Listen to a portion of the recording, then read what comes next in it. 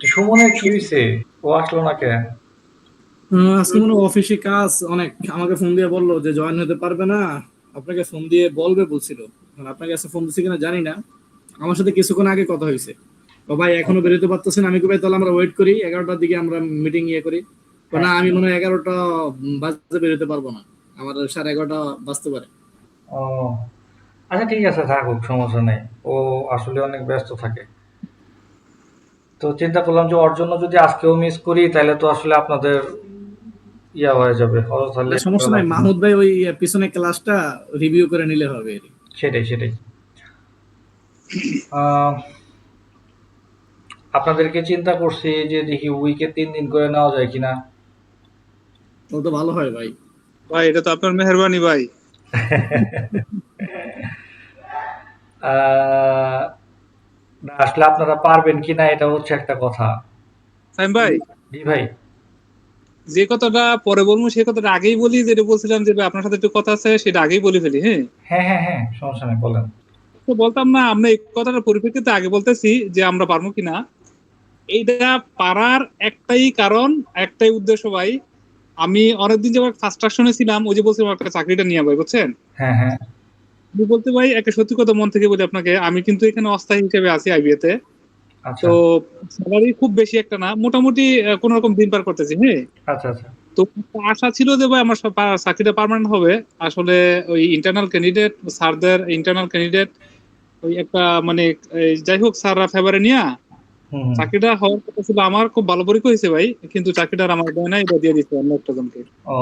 তো ও এরকম আর কি যে মানে এরা চাইতেছে না আমি আর আইবিতে থাকি বা এরকম কিছু। এখন তো আমি যে বের হয়ে যাবো, আচ্ছা। বের হয়ে দিন কর্মটা কি, এই ধরনের সিচুয়েশন আমার কাছে নাই। আজাদ ভাই ভালো করে জানে, আজাদ ভাইকে বলছি, আজাদ ভাই খুব আপসেট বা মাউদের নিয়ে। তো সেই ক্ষেত্রে ও আপনার কাছে একটা রিকোয়েস্ট, সেটা হচ্ছে কি ভাই, আমার অন্তত একটা ব্যবস্থা করেন। আমি একটা সর্বাত্মক মনোযোগ দিয়ে আমি চাই যে ভাই স্যার ভাই, অন্তত আপনার দিয়ে আমার একটা কিছু হোক ভাই। এই জন্য আমি আশাবাদী যে ইনশাল্লাহ আমি পারবো এটা ভাই।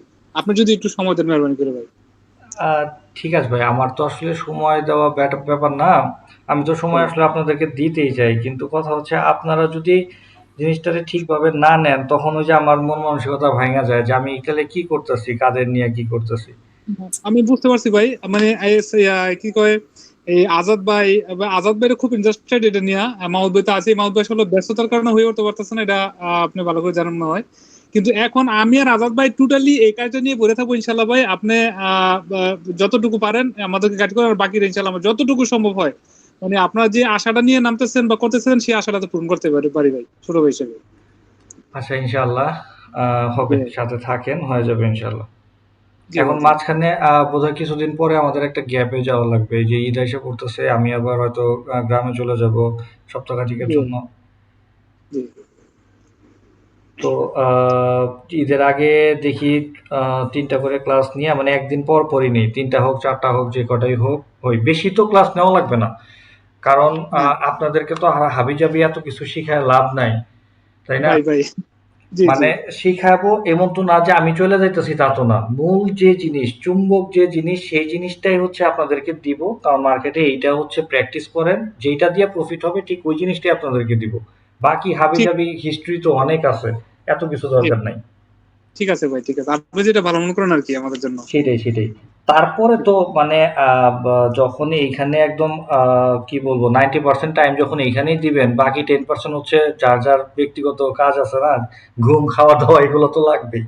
যাই হোক, জি ভাই। এখন কথা হচ্ছে কোনো কিছু না করার পরেও যদি আপনি শুধু এইটাই করেন, জি। তাইলেও হচ্ছে আপনার মিনিমাম মিনিমাম আপনার হচ্ছে 3 থেকে 6 মাস আপনার হচ্ছে এটা প্র্যাকটিস করা লাগবে, কারণ এইটা অন্যরকম একটা গেম, বুঝছেন? আচ্ছা। সম্পূর্ণটাই সাইকোলজিক্যাল গেম। বিষয় হচ্ছে মনে করেন একটা এন্ট্রি ওপেন করলেন, আপনি সবকিছু বুঝেন, জানেন, হ্যাঁ। এখন মনে করতেছেন যে আপনি প্রফিট করতে পারবেন মার্কেট থেকে। হ্যাঁ? আচ্ছা। হ্যাঁ। কিন্তু যখন আপনি একটা এন্ট্রি ওপেন করবেন, মনে করেন এন্ট্রিটা কি হইলো, আপনার সাপোজ $5 প্রফিট হইলো। হ্যাঁ? আচ্ছা। হুম। তখন আপনি কি করবেন যে আচ্ছা ঠিক আছে, আমি তাহলে $5 প্রফিট বুক করে ফেলি। এন্ট্রিটা ক্লোজ আচ্ছা। করে দিই। দিলেন ক্লোজ করে, ওই এন্ট্রিটা দেখা গেল ঠিকই আপনাকে আরো আপনার হচ্ছে $30 বা $50 প্রফিট দিয়ে গেল। আচ্ছা। এখন তাহলে তো আপনি $5 প্রফিট বুক করছেন। আচ্ছা ঠিক আছে, লস তো হয় নাই। এই এই সান্ত্বনা নিয়ে রইলেন। এর আচ্ছা পরের এন্ট্রিটা আপনি ওপেন করলেন, ওপেন করার পরে সেটা হচ্ছে আপনার দেখা গেল কি যে রানিং $5 লস, বুঝছেন? আচ্ছা। হুম। এখন আপনার স্টপ লস আছে হচ্ছে $10, যে $10 পর্যন্ত লসে গেলে বা ড্রডাউনে গেলে আপনার এন্ট্রিটা অটোমেটিক ক্লোজ হয়ে যাবে। হ্যাঁ, আচ্ছা আচ্ছা। হুম। এখন আপনি কি করলেন যে তাহলে $5 কাটবো না, দেখি এইখান থেকে প্রফিট হয় কিনা। ওইটা আচ্ছা আল্লাহ না করুক, হইতে হইতে কি হইলো, আপনার হচ্ছে স্টপ লস হিট করে গেল, মানে $10 লস হয়ে গেল। আচ্ছা এখন দেখেন ওভারঅল আপনি দুইটা ট্রেড করলেন, একটাই আপনি প্রফিট বুক করলেন আর একটাই আপনার লস হইলো, কিন্তু আপনি কিন্তু প্লাস মাইনাস করে লসে আছেন। আচ্ছা। কিন্তু স্ট্র্যাটেজি কি বলে, স্ট্র্যাটেজি বলে হচ্ছে আপনি 50% উইন রেট আপনার, মানে 50% উইন 50% লস, তাই না? হ্যাঁ হ্যাঁ হ্যাঁ। হ্যাঁ, তাইলে দেখেন আপনি যদি ওই এন্ট্রিটার ফুল প্রফিট বুক করতেন তাহলে কিন্তু আপনি চাইলে $30 প্রফিট বুক করতে পারতেন। হ্যাঁ পারতাম। হ্যাঁ, তাইলে যদি আপনার পরের এন্ট্রিতে $10 লসও হইতো, আপনার কিন্তু $20 প্রফিট থাকতো, থেকে রাইট? দিত, হ্যাঁ। জি হ্যাঁ, ভাই। এই সাইকোলজিক্যাল গেমটা এটা কিন্তু একদিনে ক্রিয়েট হবে না ভাই। এটা আপনি যতই আপনি প্রতিজ্ঞা করে মার্কেটে নামেন, তারপরও দেখবেন যে এন্ট্রি ওপেন করার পর মার্কেটই হুম। আপনার সাথে ম্যানিপুলেশন খেলা খেলবে একটা। মানে ম্যানিপুলেট করে আপনার কাছ থেকে টাকা নিয়ে যাবে। এই জিনিসটাই করবে মার্কেট। আমার সাথে হইছে। আমার আচ্ছা সাথে আচ্ছা এটা হইছে। ইভেন এখন পর্যন্ত হয়, অনেক সময় নিজেকে কন্ট্রোল করতে পারি না। ওই যে কিছু আচ্ছা। প্রফিট হইছে, মার্কেট দেখি যে আপ হচ্ছে, ডাউন হচ্ছে, লস হইতেছে, হুম। প্রফিট হইতেছে, পরে থিঙ্ক করি আল্লাহ যদি লস হয়ে যায় তাহলে আমি অল্প প্রফিটে বের হয়ে যাই, এখনো হয় এটা। আচ্ছা আচ্ছা। মানে কোনো ঝুঁকিতে যাইতেছেন না, ঝুঁকিতে নাই। হ্যাঁ হ্যাঁ, না মানে বিষয়টা হচ্ছে কি যে আপনাকে ওই যে এই মার্কেটের সাথে, যে মার্কেট যে আপনার সাথে গেমটা খেলবে ওইটারে পাত্তা দেওয়া যাবে না, আচ্ছা বুঝছেন? এই জন্য আপনার হচ্ছে প্র্যাকটিস দরকার। প্রথমে আপনার রিয়েল ডলার দিয়ে আসার দরকার নাই, আপনি প্রথমে আচ্ছা ডেমো দিয়ে প্র্যাকটিস করেন। ডেমো আচ্ছা দিয়ে আগে মার্কেটের সেন্টিমেন্ট বুঝেন যে মার্কেট কি করতে চায়, কি করে। সবসময় তো মার্কেটের মুভমেন্ট এক থাকে না। আচ্ছা আজকে সকালবেলায় এক মুভ দিবে, বিকালবেলা আর এক মুভ দিবে, দুপুরে এক মুভ দিবে, এইরকমই করবে। আবার আজকে একরকম দেখবেন মার্কেট, কালকে মার্কেটের মুভ অন্যরকম দেখবেন।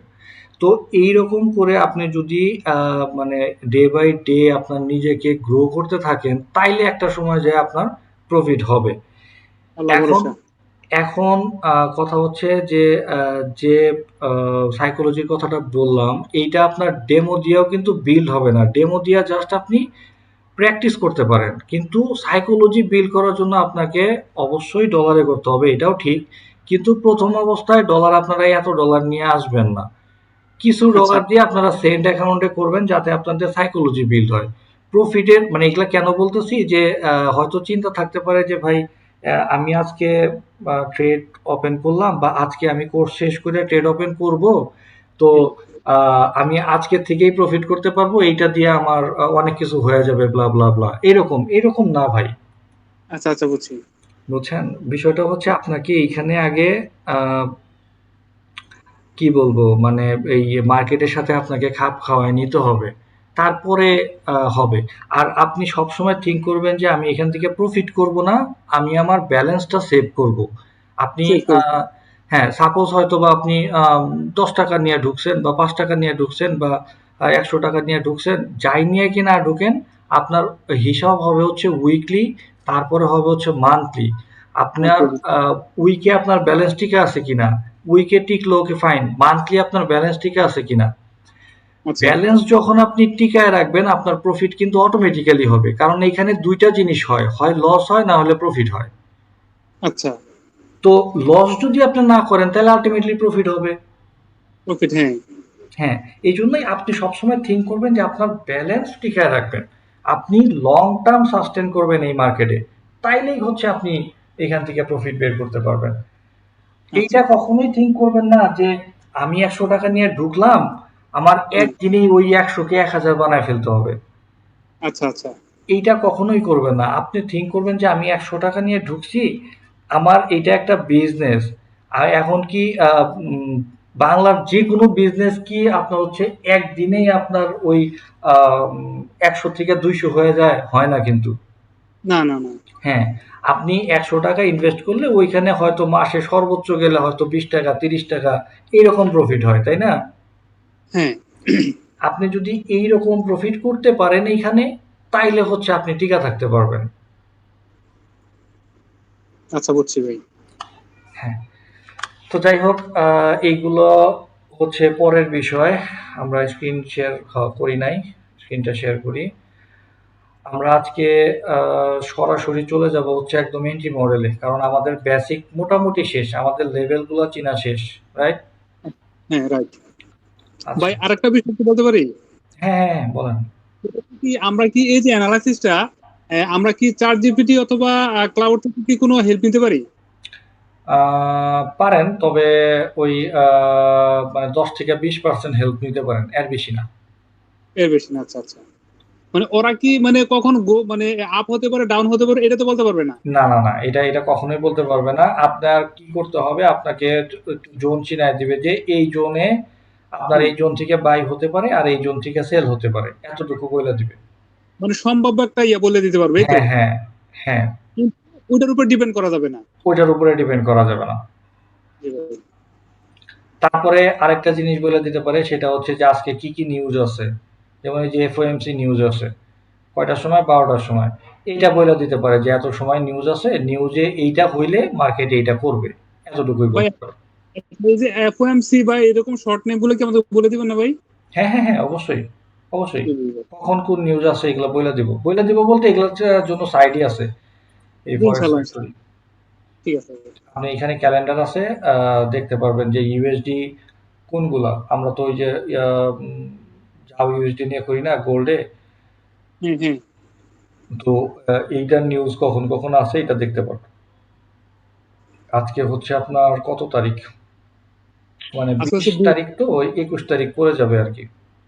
আচ্ছা। এই যে 12টার সময়, এই যে ইউএসডি, এই যে এফওএমসি মিটিং মিনিটস।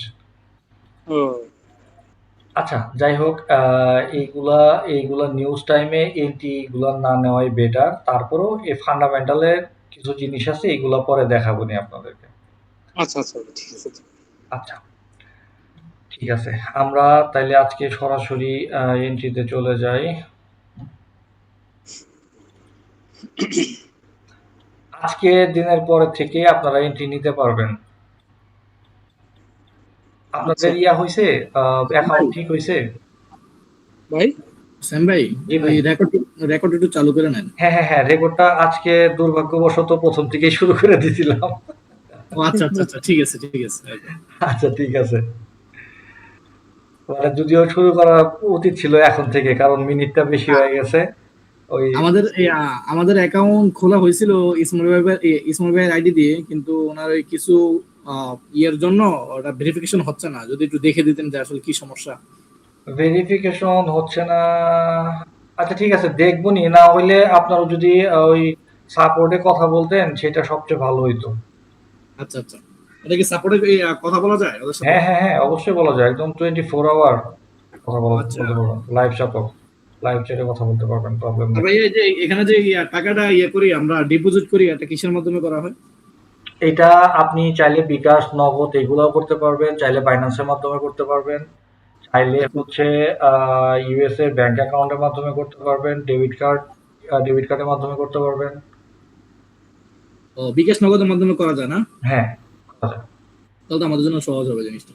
হ্যাঁ, ফিউচারের কথা চিন্তা করে যদি আপনার অনেক টাকা হয়ে যায়, যেমন হচ্ছে ডেইলি $1000 আর্ন করলেন, তখন তো বাইন্যান্স লাগবে। হুম। আচ্ছা আচ্ছা, তাহলে তো বাইন্যান্সে অ্যাকাউন্ট থাকতে হবে না? হ্যাঁ, বাইন্যান্স অ্যাকাউন্ট থাকা লাগবে।